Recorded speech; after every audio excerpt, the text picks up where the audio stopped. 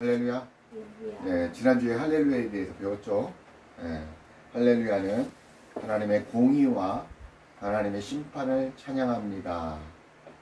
당신의 여호와 하나님을 찬양하십시오. 찬양합니다. 라는 그런 뜻이라고 말씀을 드렸습니다. 오늘 계시록 말씀을 통해 돌아보게 하시는 하나님께 영광을 돌립니다. 이제 남은 오늘 20장을 살펴보면 이제 요한계시록은 2장 남았습니다. 그래서 2주면 우리가 요한계시록 1장부터 22장까지 영구한 추초의 교회가 될 수도 있습니다.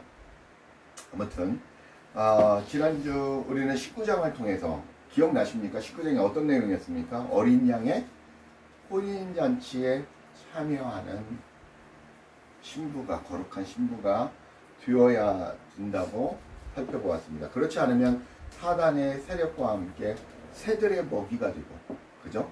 새들의 먹이가 되고 큰 새들보로 불러서 잔치를 벌인다고 말씀드렸죠.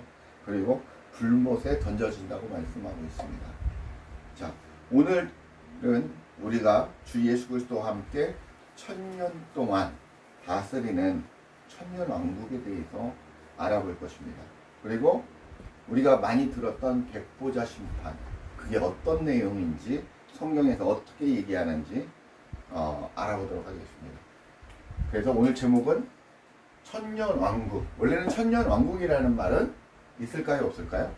없습니다. 성경에는 뭐라고 나와 있냐면 1000년 동안 왕국하리라 이렇게 나오고 있습니다. 그래서 천년왕국이라는 말은 그냥 우리가 그걸 이어서 이렇게 다스리니까 천년왕국이다 라고 하면 맞겠다라고 해서 그냥 선배님들로부터 그렇게 해왔던 겁니다. 그리고 학자들이 그렇게 불렀던 그런 내용이고, 백보자 심판, 지금 개혁 성경에는 흰 보자로 나와 있습니다.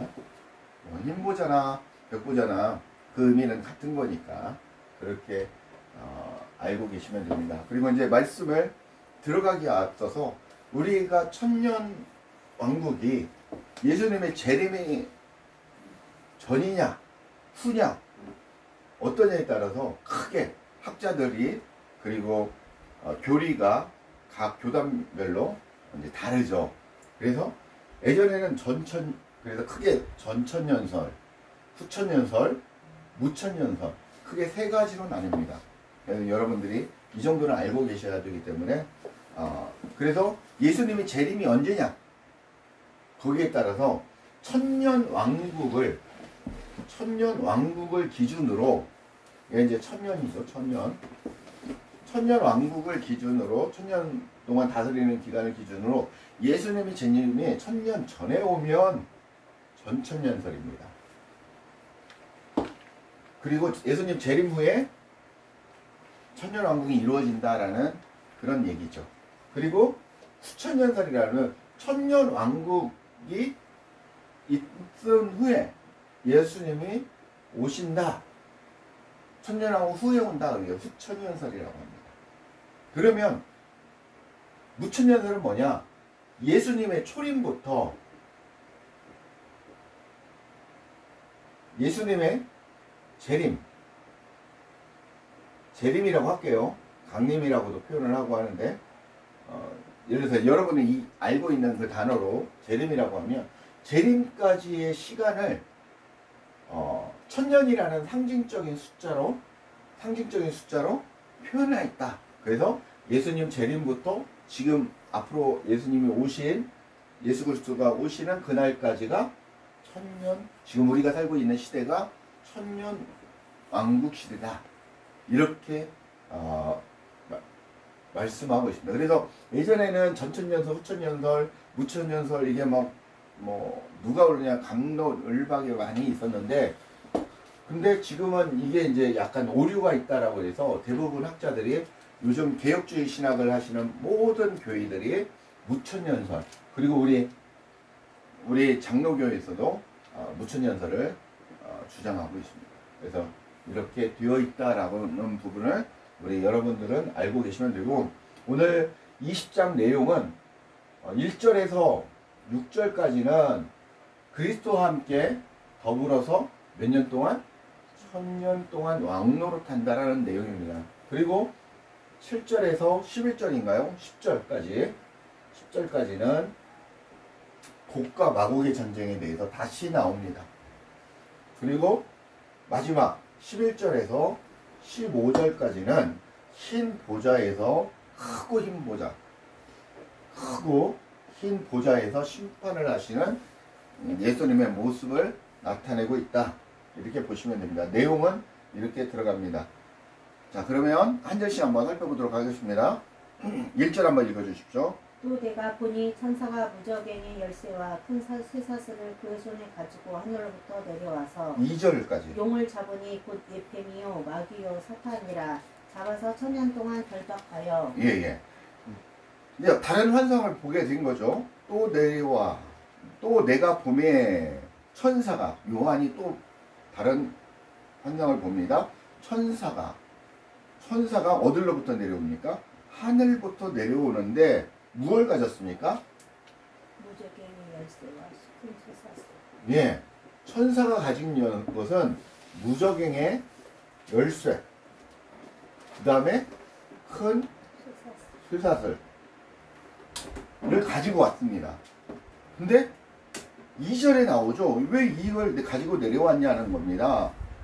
근데 주님의 하늘로부터 내려왔다라는 것은 주님의 명령을 받고 임무를 수행하러 내려왔다라는 것입니다. 우리 군대로 얘기하면 명령 수행을 위해서 딱 내려오는 거죠. 천사가 아마 대천사 중에 한 명이겠죠. 자, 근데 이 큰 세상을 갔는데 왜 내려왔냐? 2절에 나와 있죠. 무엇을 하려고? 옛뱀, 마귀, 사단이라고 불리는 이 마귀를 묶어서 무저갱에 던지기 위해서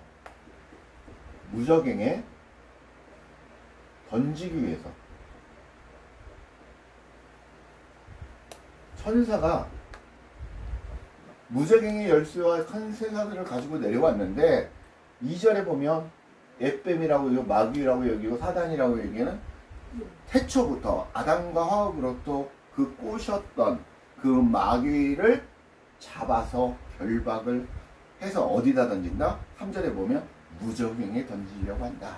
그런 내용입니다. 그래서 무저갱이라고 하는 것은 공간인데 어떤 곳이냐? 끝이 없다라는 것입니다. 땅이 없는 그런 떠져 있는 그런 공간, 헬 이런 공간에 떠 있다라는 겁니다. 그게 이제 우리가 이 에펜 마귀 이게 누굽니까? 우리 흔히 얘기하는 루시퍼죠. 사단의 우두머리 루시퍼를 그렇게 한다라고 얘기를 하고 있습니다. 그래서 이 마귀는 하나님의 명령을 받고 온 천사에게 그냥 결박당하는 존재라.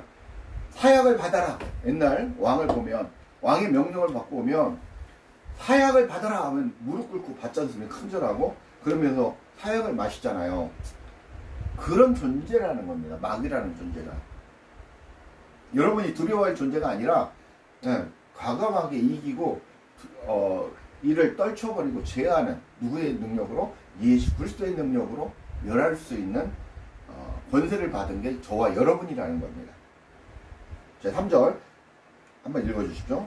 무저갱에게 던져 넣어 잠그고 그 위에 인도하여 천년이 차도록 다시는 왕국을 미혹하지 못하게 하였는데 그 후에는 반드시 잠깐 노예리라. 네, 1000년 동안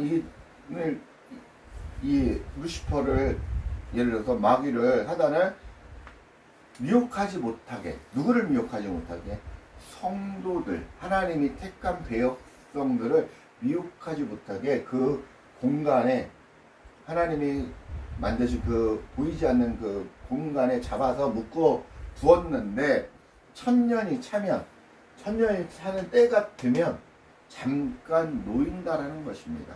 이유는 왜 잠깐 놓이겠습니까? 마귀는 그리스도인들 중에 믿음이 없는 자, 그리스도인 하나님의 백성인 양 하는 척하는 자들을 미혹해서 어떻게 합니까? 가려내는 임무를 맡은 자입니다. 그래서 걸러내는 역할을 한다는 겁니다. 하늘의 갈 자와 지옥으로 갈 자를 걸러내는 역할을 하는 게 누구다? 마귀다. 이렇게 보시면 됩니다. 결론은 마귀의 역할은 우리를 끝까지 못 살게 굴고 끝까지 미혹한다라는 것입니다. 그래서 순도 99, 예를 들어서 순도 99까지 있는 사람들은 계속 미혹해서 찔린다는 겁니다. 그래서 지옥으로 끌고 가려고 한다는 거죠.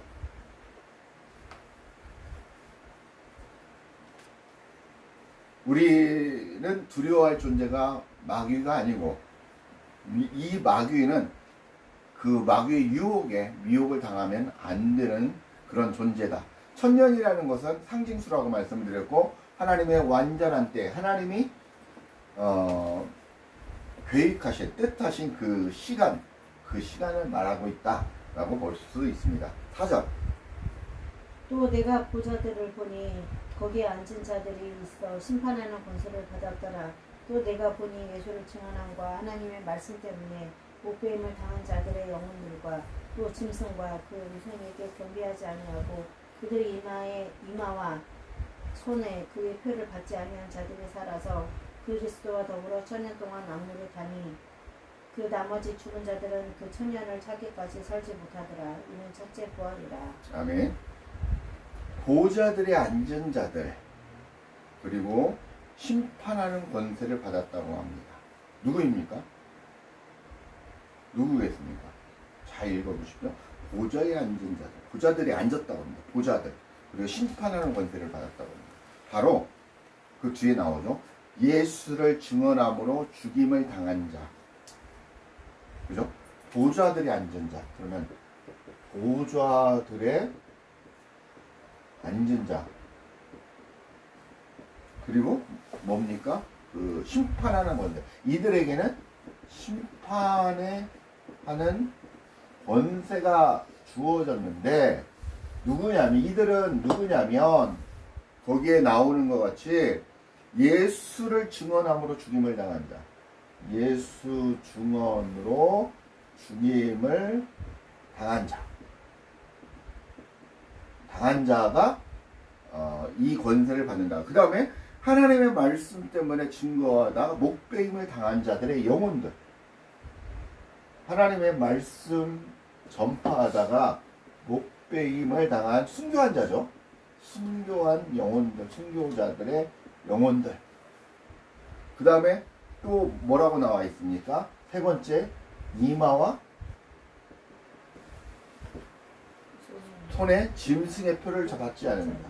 손에 짐승의 표를 받지 아니한 자. 이렇게 말씀하고 있습니다. 이들이 그리스도와 더불어 왕과 제사장과 심판자로서 천년 동안 왕노릇한다라는 것입니다. 누구와 더불어? 우리가 그리스도와 더불어. 그리스도를 어떻게 왔습니까? 왕으로 오셨고 제사장으로 오셨고 선지자로 오셨는데 이 세 가지 왕으로서 제사장으로서 선지자로서 심판자로서 그 권세를 누린다라고 말씀하고 있습니다. 그것이 어떤 사람들이 그리스도와 연합한 자, 믿음을 지킨 자, 주님과 하나 된 자, 주님과 동행하는 자, 그 백성, 천국 백성, 하나님의 백성을 이런 권세를 누린다라고 성경은 오늘 말씀하고 있습니다. 언제 동안? 천년 동안. 5절 읽겠습니다. 그 나머지 죽은 자들은 그 천년이 차기까지 살지 못하더라. 이는 첫째 부활이라. 네. 첫째 부활은 뭐냐면 이런 우리가 예수 그리스도 그러니까 믿는 자들에게는 우리가 천년 왕국의 구원으로 구원의 은혜를 입어서 천국의 삶을 누리지만 믿지 않는 자들에게, 그 나머지 죽은 자들은 죽은 자들이라고 나와 있잖아요.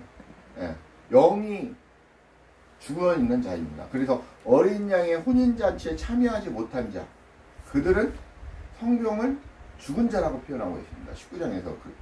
그래서 이들은 천년이 차기 전에 불지옥으로 떨어진다는 것입니다. 4절에 믿음을 지킨 자들, 성도들이, 거룩한 성도들이 천년 동안 왕노릇하는 것을 첫째 부활이라고 합니다. 이것을 무엇이라고 한다? 첫째 부활이다. 이미 그러면 우리가 예수 그리스도를 믿고 영접하고 믿음으로 말미암아 주님이 주시는 그 믿음으로 우리가 믿어서 예수님과 연합돼서 살아가고 있다면 우리는 첫째 부활에 동참한 영혼들입니다. 그러면 이 세상에 살고 있지만 죽은 자들이 누굽니까? 죽은 자들. 믿음을 소유하지, 죽은 자. 믿음을 소유하지 못한 자. 그 믿음이라는 게 무엇입니까? 예수 그리스도를 믿지 아니한 자. 하나님의 영이 없는 자. 그게 바로 죽은 자라는 것입니다. 믿음 때문에, 복음 때문에 받는 고통과 어려움과 죽음은 우리가 기뻐해야 할 소망이라는 것입니다. 지금 여러분들이 예수 그리스도를 믿음으로 받는 고통이 있습니까? 죽음이, 어려움이 있습니까? 고통이 있습니까? 가슴이 찢어지는 아픔이 있습니까?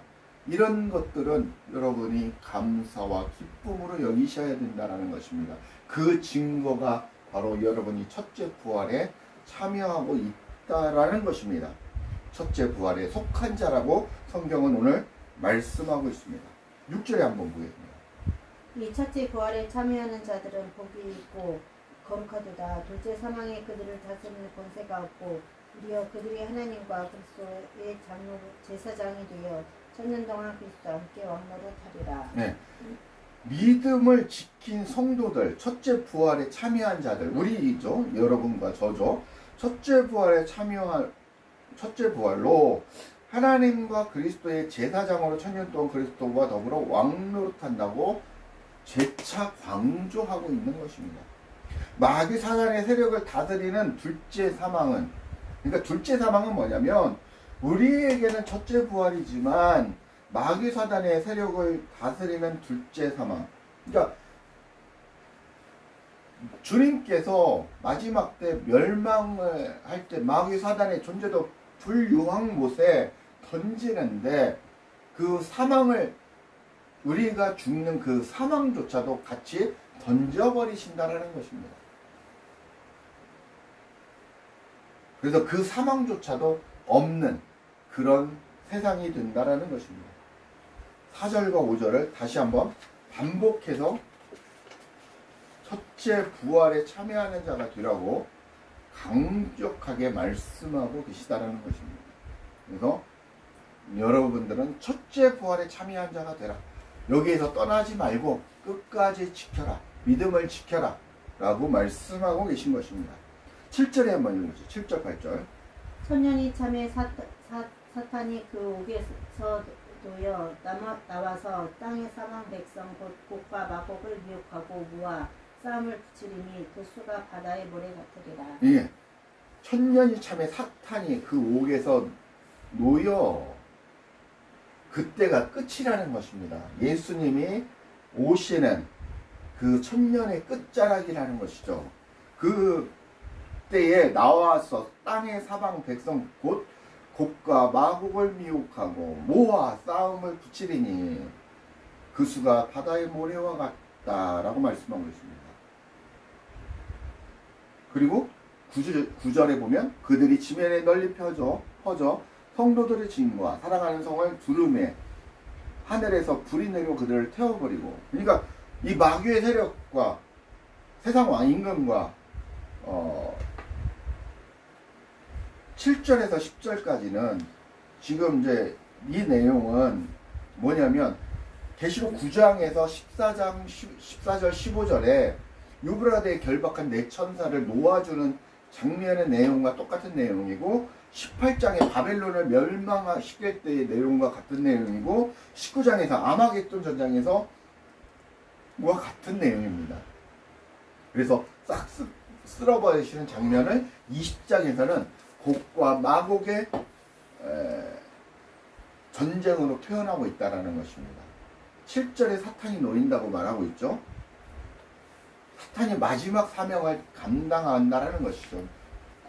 마귀 사단의 마지막 임무를 지금 하고 있는 것입니다. 그의 임무는 미혹하는 일입니다.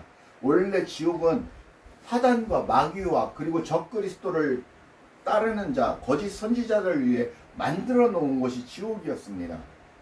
그러나 세상의 많은 영혼들이 그들에게 쫓아가고 그들을 추종하고 그들의 종이 되고 마귀의 종이 되어서 하나님은 어쩔 수 없이 이 따르는 영혼들도 다 불지옥에 다 집어넣는다라는 것입니다. 지옥이 날로 증가하고 있다라는 것이죠. 지옥이라는 그 영역의 땅이 감옥들이 그 엄청난 고통을 받는 그 감옥들이 넓혀져 가고 있다는 것입니다. 우리는 끝까지 믿음을 지키는 그런 선한 하나님의 종들이 되어야 된다는 것입니다. 그런데 우리 마귀 사단이 우리를 미혹하려 죽이려 할 때도 그리고 그럴 때 어떻게 됩니까? 9절에 보면 하늘에서 불이 내려온다고 해요. 그들을 태워버린다고 말씀하고 있습니다. 그들은 결국 불과 유황불에 던져진다라고 말씀하고 있습니다. 우리 성도들은 절대 이들과 같은 배를 타지 않아야 된다는 것입니다. 아무리 어렵고 힘든 일이 생겨도 믿음을 지켜야 된다는 것입니다. 끝까지 주님을 배반하지 않고 배도하지 않아야 된다는 것입니다. 주님과 동거하는 자, 그 주님이 내 안에 있어 주님과 함께 살아가는 자, 주님은 나의 삶을 살고 나는 주님의 삶을 살아드리는 자, 그가 바로 하나님이 기뻐하시는 천국 신부가 됩니다. 11절에 한번 읽어보세요. 11절. 또 내가 크고 흰 보좌와 그 위에 앉으신 이를 보니 땅과 하늘이 그 앞에서 피하여 간데가 없더라. 네, 크고 흰 보좌는 크다는 것은 뭔 뜻이냐면 위엄과 권세와 영광을 나타낸다는 것입니다. 권위를 상징하는 것입니다. 권세와 권위를 상징하는 것입니다. 그리고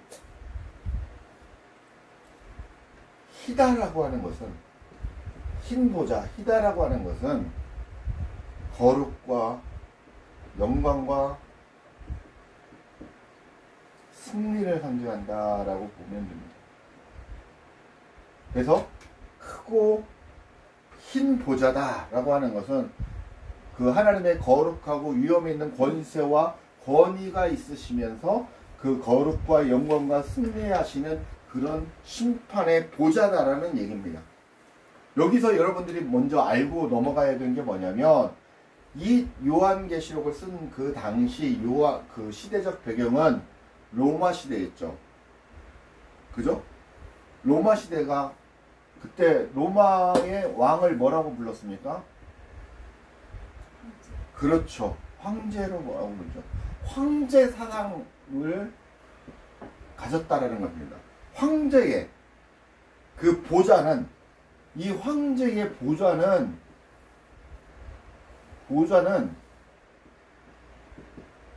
그 영광과 통치, 심판, 영광을 표현했습니다. 그래서 사도 요한은 주님의 크고 흰 보좌라고 얘기를 하고 있습니다. 주님의 크고 흰 보좌. 왜 그러냐? 지금 우리가 살고 있는 이 우주와 역사와 세상의 통치, 심판, 영광은 황제가 아니라 하나님 한 분으로부터 나온다. 하나님 한 분으로부터 나와서 하나님에 의해서 끝이 난다. 라는 것을 강조하고 있다는 것입니다. 이 말씀은 크고 희다 흰 보좌다. 이 말씀은 심판의 절대 주는 오직 주 예수 그리스도다라고 말씀하고 있습니다. 우주 만물을 창조하신 것도 하나님이시고 우주 만물을 심판하시고 정리하실 분도 하나님이시라는 것입니다. 그렇게 우리가 두려워해야 할 분, 사랑해야 할 분은 바로 성부, 성자, 성령의 삼위일체 하나님이시라는 것을 말씀하고 있다는 것입니다. 땅과 하늘도 피할 수 없도록 모든 것들이 다 심판을 받게 된다는 것을 오늘 말씀하고 있습니다. 12절 한번 읽어주십시오. 12절. 또 내가 보니 죽은 자들이 큰 자나 작은 자나 그 보좌 앞에 서 있는데 책들이 펴 있고 또 다른 책이 펴졌으니 곧 생명책이라. 죽은 자들이 자기 행위를 따라 책들에 기록된 대로 심판을 받으니. 네, 13절. 바다가 그 가운데에서 죽은 자들을 내주고 또 사망과 무도 그 가운데서 죽은 자들을 내주매 각 사람이 자기 행위대로 심판을 받고 14절. 사망과 음부도 불못에 던져지니 이것은 둘째 사망 곧 불못이라. 누구든지 생명책에 기록되지 못한 자는 불못에 던져지리라. 아멘. 12절에서 죽은 자들은 영적으로 죽은 자들을 말합니다. 그죠? 그리스도 밖에 거하는 자를 말하고 있다는 것입니다. 그들이 심판을 받기 위해서 보좌의 앞에, 하나님의 보좌 앞에, 크고 흰 보좌 앞에 서 있는데 뭐가 있습니까? 이제 중요한 얘기입니다. 뭐가 있습니까? 생명책. 아니죠. 그 앞에 또 뭐가 있죠? 생명책 앞에 뭐가 있습니까? 잘 읽어보십시오. 보좌. 아니요. 책들이 있지 않습니까? 책들. 하나님의 보좌 앞에는 여기 한번 보시죠. 책들이 있습니다. 책들. 책들과 플러스 다른 책. 다른 책인데 다른 책은 뒤에 보면 생명책이라 라고 말씀하고 있습니다. 그죠? 그죠? 그러면 책들과 다른 책이 있다라는 겁니다. 근데 다른 책은 딱 해결되어 있어요. 생명책이에요. 그러면 우리들은 생명책이 기록된 자란 말이죠.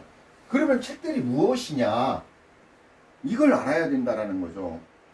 근데 잘 보시면 그 뒤에 답이 있습니다. 12절 하반절에 한번 읽어보시면 죽은 자들이 무엇을 따라? 12절 하반절에 보면 죽은 자들이 무엇을 따라? 자기 행위에 따라. 자기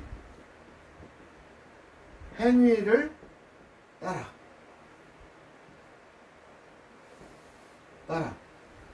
심판을 책에 기록된 대로 심판을 받는다고 나와 있습니다. 그러면 13절 하반절에도 한번 읽어보십시오. 죽은 자들을 뭐라고 합니까? 13절 하반절에 각 사람이 자기 행위대로. 그쵸. 그 앞에 죽은 자들을 내줌에 각 사람이 마찬가지로 각 사람이 자기 행위대로 각 사람 자기 행위대로 심판을 받고 똑같은 내용이 지금 12절 13절 계속해서 반복하고 있다는 것, 강조하고 있다는 것입니다. 그죠? 즉 행위를 기록한 심판의 책이라는 것입니다. 이것은 뭐냐면 결론은 이것은 행위를 기록한 심판의 책이에요. 심판의 책이라는 것입니다. 행위를 기록한 심판의 책이라는 것입니다. 자, 말씀 한번 찾아볼게요. 다니엘서 7장 9절에서 10절. 다니엘서 7장 9절에서 10절. 다니엘서 7장 뒷부분에 있죠? 7장 9절에서 10절. 예. 내가 보니 왕자가 늘고 옛적부터 항상 계시니가 좌정하셨는데 그의 옷은 희기가 눈 같고 그의 머리털은 깨끗한 양의 털 같고 그의 보좌는 불꽃이요 그의 각기는 타오르는 불이며 불이 강처럼 흘러 그 앞에서 나오며 그를 섬기는 자가 천천히요 그 앞에 보좌선 자는 만만이며 심판을 베푸는 데 책들을 펴 놓였더라. 네. 심판을 베푸는데 책들이 놓였더라 라고 말씀하고 있습니다. 즉 이 책은 심판의 책에 관한 책들은 심판에 관한 책이라는 것입니다. 근데 그것은 심판에 관한 책인데 무엇을 따라? 자기 행위를 따라 심판을 받는 자들이라는 것입니다. 자, 그렇다면 이 행위를 받아 심판을 받는 사람은 누구입니까? 아까 얘기를 했잖아요. 여러분입니까? 여러분의 행위대로 심판을 받는 겁니까?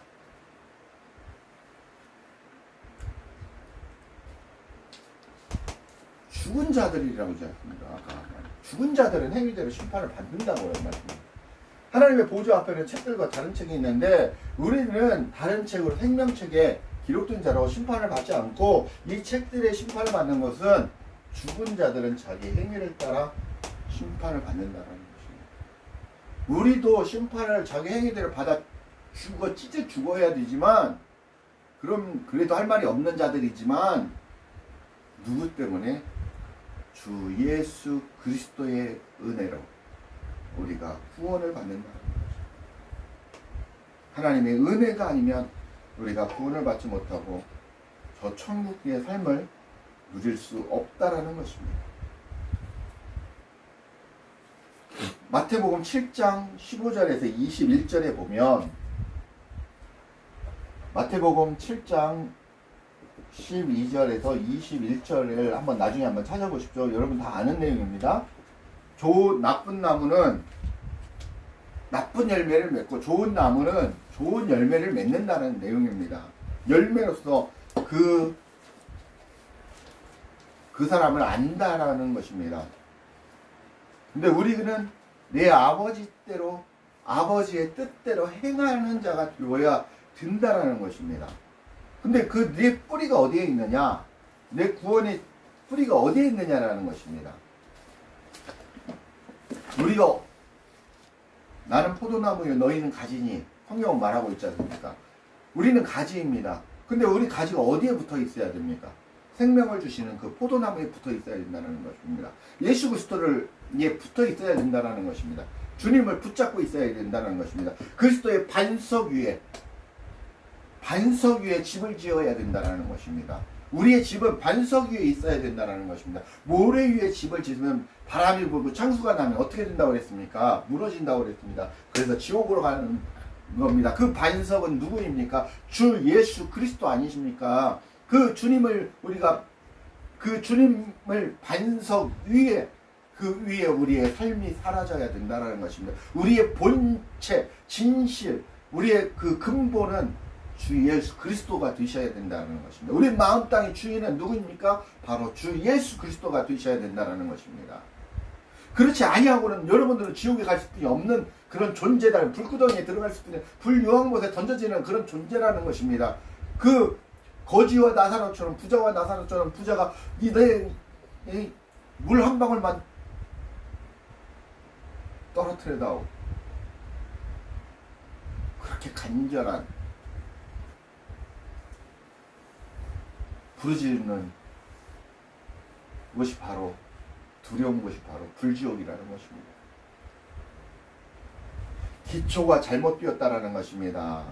여러분의 기초는 반드시 주님의 반석의 집을 지으셔야 된다는 것입니다. 주님의 말씀대로 행치 않느냐는 자가 바로 모래 위에 집을 짓는 자라는 것입니다. 사도 바울은 마지막 때 로마서 8장에 다른 복음이라고 말했습니다. 여러분들 똑같은 말씀인데 다른 복음,